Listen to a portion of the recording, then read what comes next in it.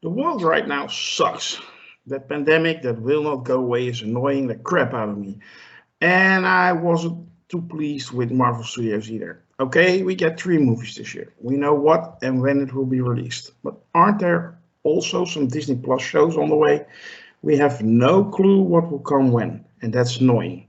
The fandom wants to step on that train to Hypeville, but we also not want to know when we arrive there. Well, lucky for us, we're getting a Moon Knight teaser this Monday. All aboard!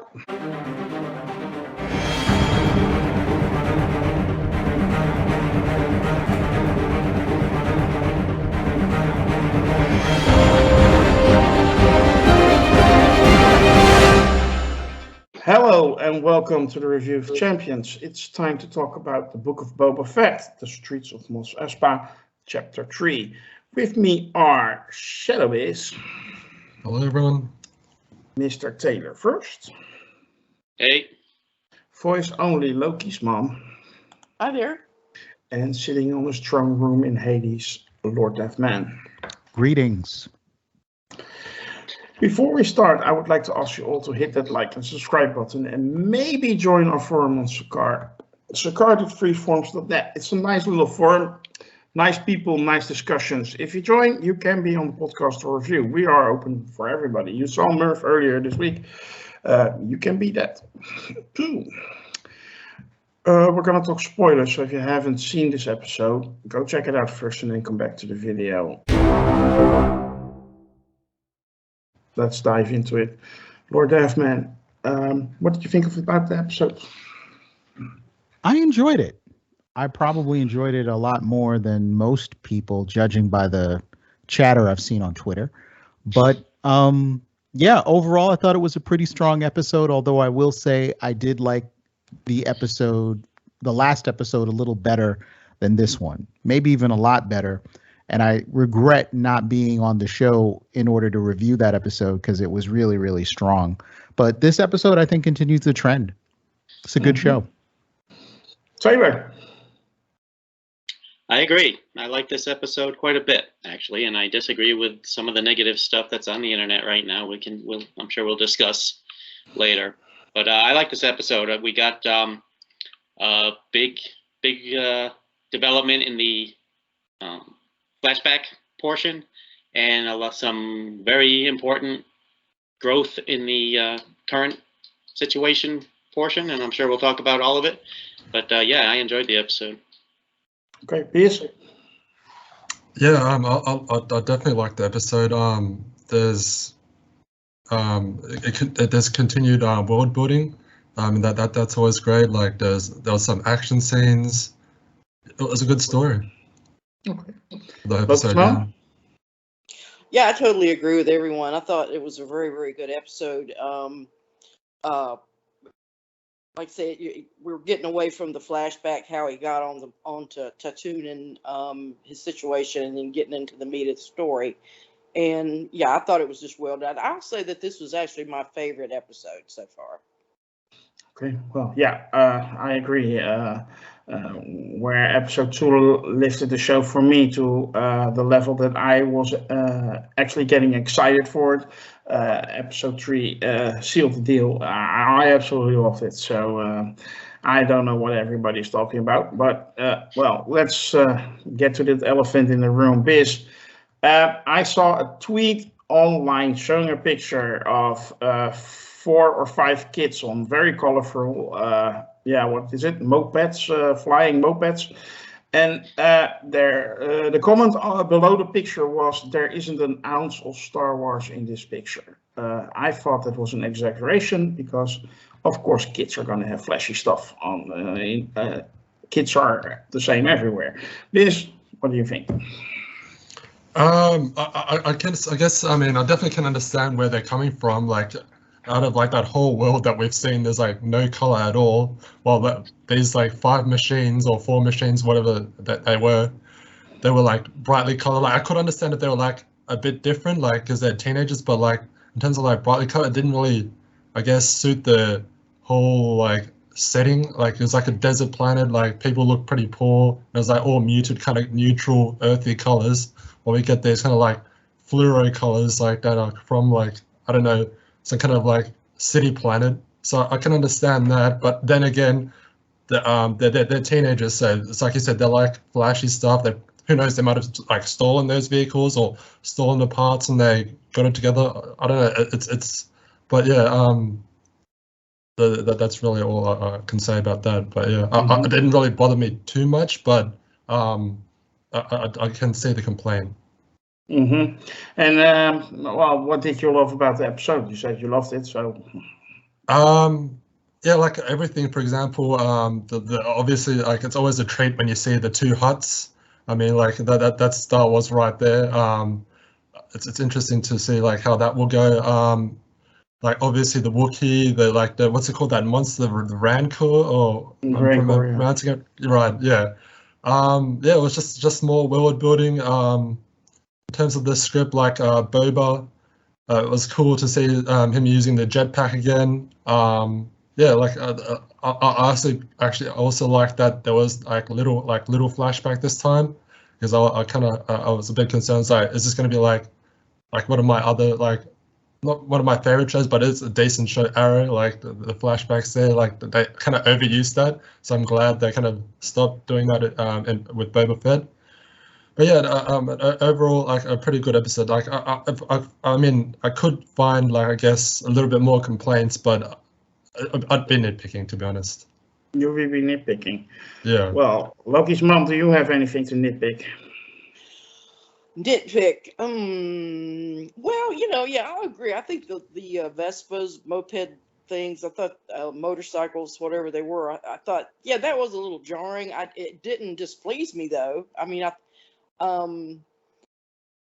yeah, I think these kids are rebellious, and this is their way of, okay, we're going to have everybody walks around with their heads down in this town, to stay out of trouble, and I guess that's why the muted and everybody's got the hunch down, but they're going to stand out, and they're going to be in everybody's face. So I think that may be their angle.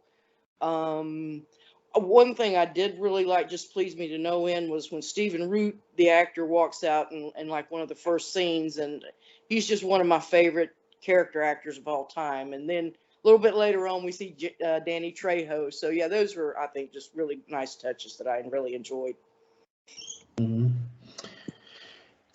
Taylor, did you spot the cameo from the garage lady with her 3 little robots? I don't think I did. Garage lady and her 3 little robots. Yeah, it was in the flashback. Oh wow, okay.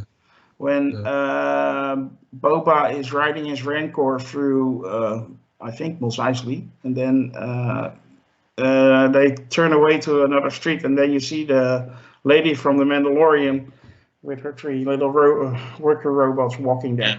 The lady from the spaceport or whatever, yeah, right? Exactly. Yeah, I don't remember seeing her in this scene. I'll have to go back and watch the episode again.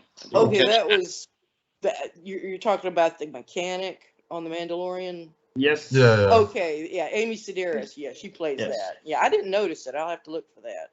Yeah, she looked after Baby Groot for a little while. No, not Baby Groot. What's the baby called? Baby Yoda. Right. Grogu. That's right. There we go, Grogu. She was babysitting Baby Yoda. Same thing. Taylor, do you have anything to nitpick about this episode, or you just want to spread some love?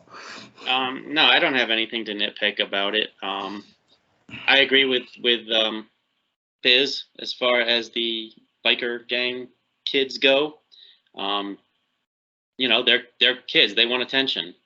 And that's probably one of the reasons that Boba recruited them, which is what gangsters do, by the way. They find kids who have nothing better and they recruit them to be in their gangs. So he's building himself a little army, and he needs one bad because he doesn't have one at this point, other than those 2 pig guys and Fennec. And he knows trouble is coming. But we got to remember, because I've seen some of the complaints on the internet. They're all forgetting. Well, they're forgetting a lot of things, but one of the things they're forgetting is this is not something Boba Fett has ever done before. All right, he's been a bounty hunter. He hasn't been a gang lord, and he's trying to do it differently from what he's seen others do it. He said from the very beginning he's going to rule with respect.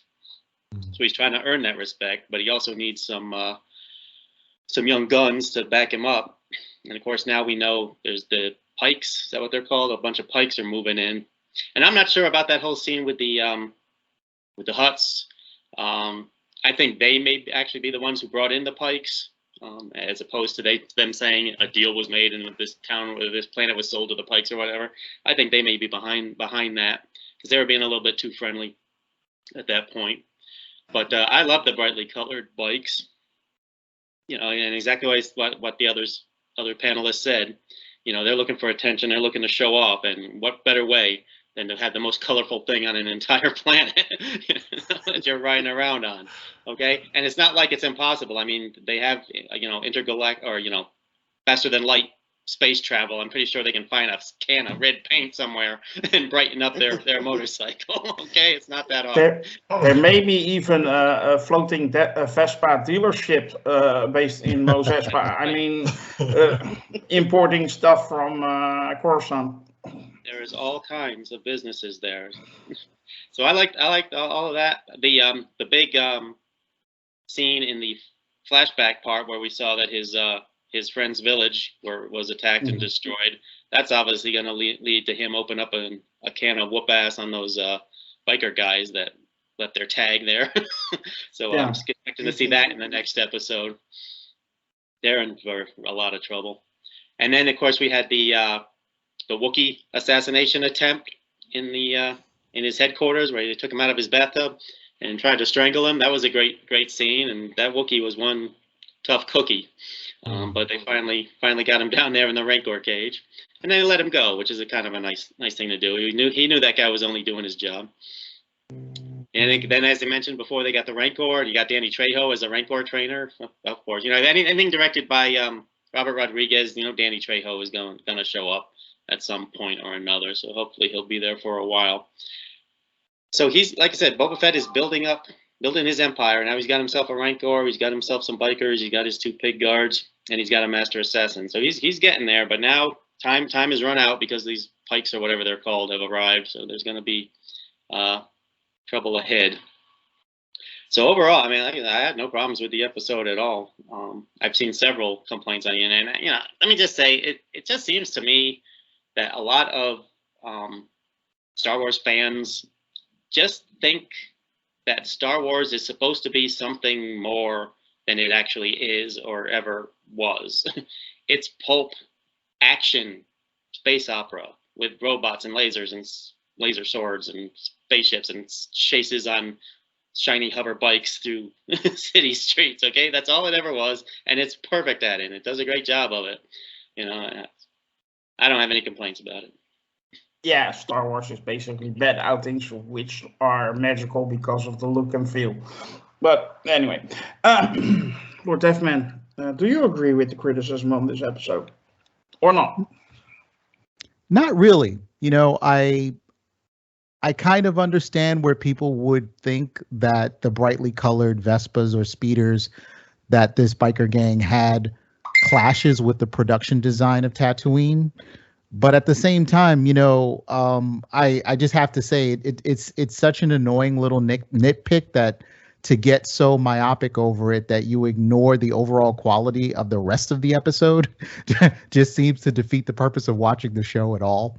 But in any event, the story's unfolding in a pretty brilliant way. I don't have any problems with Robert Rodriguez's direction. I will say that I was watching this with a younger member of my family, and a really younger member, and during the speeder chase where they're breaking out all of their tools and sort of trying to get the Domo's speeder to stop, she yelled "Spy Kids," and I was like, maybe she's right, but still in a good way. I just enjoyed it. I thought that the whole thing was fun. And I mean, if you can't see this for the good storytelling that it is, for the great action adventure epic that it is, again, I just say, look, just give up your Disney Plus subscription, go find something bloody and gory and super serious to watch, because HBO Max. Yeah, pick up an HBO Max subscription, because that's probably the neighborhood that you want to be in. And I just honestly, the complaints I saw about the speed biker thing were just getting to be so boring and monotonous, and people repeating each other. I almost wondered, I'm like, did half of these people even have a problem with it before they heard someone else had a problem with it? That's how repetitive and same sets of words everyone was using. But I did see some criticisms about the what I'm going to call the bathhouse fight, right? Everybody was expecting like Viggo Mortensen to be like buck naked, having a fight like in Eastern Promises. We expected Tamora Morrison to take it all off and wrestle this Wookiee in the nude, and then that's how it would have been serious Star Wars cinema, right? I'm like, guys, you're killing me here. It's not that kind of party. That's been done before. And I think the way they did it, there's so many flubs in the fight, and people aren't super coordinated. There's some miscalculated blows that turn against people. I was like, wow, this is probably how this would be, right? Instead of a super neat choreographed ballet of fanciful moves like in The Matrix. I mean, you're fighting like a Wookiee, known for tearing people's arms off, super strong, super durable. And it took everybody in the room, it took a village to even, subdue this guy just a little bit. I enjoyed the crap out of that. And I think it was well choreographed, well executed. So I'm looking forward to the next episode. And I guess I'm just going to have to put a bunch of people on Twitter just on mute to get through the rest of the series. I think that's what you would call a brawl. Yeah. Yes, very much so. Yeah. Throw in a bar and some stools, and it could have taken place in any old Western bar fight. Anyway, I actually agree. I wasn't bothered with the color at all. I mean, it's always something. If it's Marvel, they say it's not colorful enough. If it's Star Wars, it says no, too colorful. Come on, people, grow a thicker skin. It annoys me, but no, the episode didn't annoy me at all. I actually liked that. It was also the Pikes where he went in the flashback scene, right? Or am I wrong? In the flashback scene, he comes into Mos Eisley to collect tribute, and then he gets back to the village. Right. I think the Pikes. You mean the new envoy of Pikes that showed up with the 12? I think that was in the flashbacks and not what's going on in the contemporary time. And then So it feels to me like there's gonna be like a gang war on Tatooine coming up. And I'm really looking forward to it. I mean, several parties, who is controlling who, very interesting. It seems very interesting to me, at least, where this show is going, and I'm very excited for it.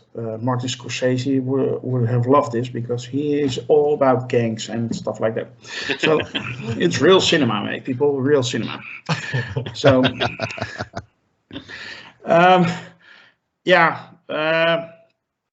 Well, you know what? I want to hear rating. Last week we forgot, but this week we're going to do it. Rating, people.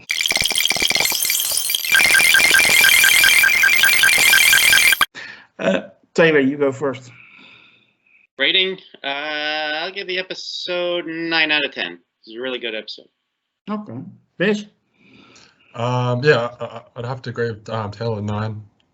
9 out of 10. Solid 9, yeah. Loki's mom. I give it an 8 because one thing, this was 22-minute episode, and it was packed. It was packed, and it really advanced the narrative. So yeah, good 8. Okay. Lord Deathman. I'm gonna jump in between the panelists' reviews and ratings so far with an 8.5. Just want to give a special shout out to the consigliere droid of the family. Like I totally need a dude like that. Like, dude, Deathman, don't park your car there. People will. Everyone needs a droid like that in their life.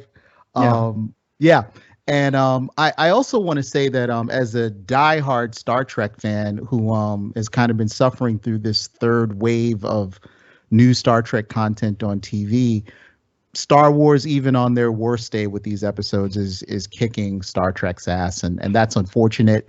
But the quality of storytelling is there. So looks like I'm moving more towards the Star Wars fandom. Yeah, as do I, as explained last week in my opening statement.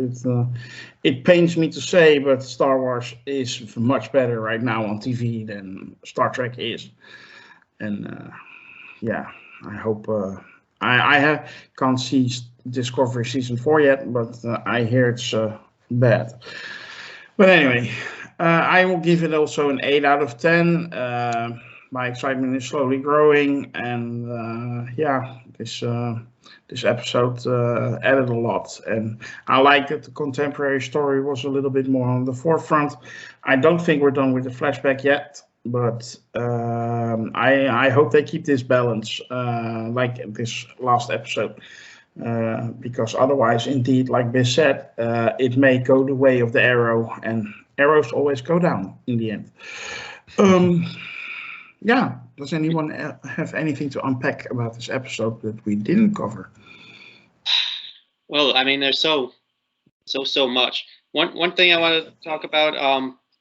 I'm a little confused. The Pikes who just arrived on the planet in the present storyline.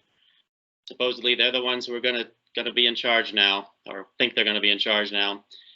And I was trying to recognize their uniforms and helmets and stuff. Are they the same guys that were manning that bullet train in the? Yeah, I think so. Yeah. Okay, so they're that like sort of reptilian fish-like people that he's been dealing with in the flashback episodes. Okay, so that's cool. Another thing I've seen people complaining about. It seems like they're upset that Boba Fett is not murdering everyone he meets if he meets them, you know. And that, come on, guys, this is ridiculous. Boba Fett was a bounty hunter. He wasn't an assassin. He's gone through a life change, having been swallowed by whatever that thing in the pit was. He also did some work with the Mandalorian, where he saw some different things going on. And he said from the very beginning, he's going to rule this place. Yes, he's the crime lord, but he's going to do it with respect, not through fear. So just give it a break. Trust me, he's going to kill people before this show is over. Probably in flashback and in current time, there will be plenty of bodies to go around. Yeah. And then last thing, go ahead. I'm sorry. Well, I was just going to say about what you said. Yeah, he's a pragmatist. You got to think, like I say, this is a Western in outer space, and he's like Wyatt Earp. They are one of these guys who could be a marshal for 5 or 6 years and turn around and become a train robber. That was their mindset. That was, and even so, they had at least as we see it in as it's dramatized, it's more myth than reality. But he would be the well, I lost my train of thought there. Yeah, I'm sorry. Go ahead. I lost my train of thought. Well, I also want to mention the whole fight with the Wookiee again, as everyone mentioned. I thought it was great that it wasn't like a Shaw Brothers Kung Fu fight. It was like a real brawl, and people stumbling over each other. His team are not highly trained killer assassins, other than Fennec, who wasn't there until the end. So I thought it was super realistic and exciting. Mm-hmm. Yeah, I agree. Anything else? Code of honor. That's what I was trying to think of. Code of honor. In his own way, Boba Fett has a code of honor, and we're going to see this play out. Right, and the other thing we got to remember, like you said, he doesn't have that much strength backing him up yet. He just recruited these 4 biker kids. Before that, it was just the 2 pig guys with swords and Frantic. So he didn't want to make a whole lot of enemies at this point, and he knew he already had some, So it's not like he's going to go around throwing his weight. People were already paying him tribute, It's not like he needs to go and smack any heads together. So all in all, I think it's going fine. Yeah, I think we saw in the trailer, we saw a scene that he invites other crime lords to his palace and they have a discussion. So I hope we will get that scene pretty quickly, actually, because I think we will get a lot of clues in that scene of what's really going on. But definitely, I interrupted you. I'm sorry. Yeah, I also wanted to point out that there's this real schizophrenic aspect of the fandom's expectations of Boba Fett. Some of them want him to be a murder bot that does kill everyone that he sees on sight. And then there's the other half of the fandom who's like, well, he should have agents, and you don't do that yourself. Don't go visit this guy over this little thing about the price of water. So people don't know whether they want him to be sitting on his throne, pulling the strings from behind the scenes, or like a hands-on super assassin. And I'm like, everyone really does have to come to terms with that. I agree with the rest of the panel. Boba doesn't really have to be a murder bot. There's no precedence for Tatooine's daimyo to be out there assassinating people in cold blood every 5 seconds. Boba didn't do it. The guy who followed Boba didn't do it. I'm forgetting that guy's name. I meant Jabba, and then the guy who was working for Jabba, who took over for him right before Boba Fett. Bib Fortuna, I think it is. Fortuna, exactly. Yeah. So everyone has their own style in terms of how they're going to do this whole crime boss situation, but they certainly are advancing the narrative extremely well in terms of Boba's reign as the daimyo. And another thing, Tamora Morrison is doing a fantastic job in the role. I think in some ways he's almost single-handedly carrying the show, as he should be. I mean, he has a lot of strong supporting players around him, but whereas I think you had in the Mandalorian someone who was a bit more calm and someone who was a bit more thoughtful and cerebral in that particular character, although ready for action at a moment's notice. Tamora Morrison's Boba Fett is really charismatic, and I just love the big, broad acting that you're getting from this guy in terms of him being a really, really big presence on screen. Yeah. I'm just happy I remember the Star Wars character's name. It's pretty rare for me. But that was impressive. That was impressive. Yeah. I think that will conclude our review for The Streets of Mos Espa, the Book of Boba Fett, Episode 3. Before we finish, I would like to ask you all to hit that subscribe button and notification bell on YouTube. Follow us on Twitter, like our Facebook page, join the forum on Sakar. That way you will never miss us and we won't have to miss you. Bye.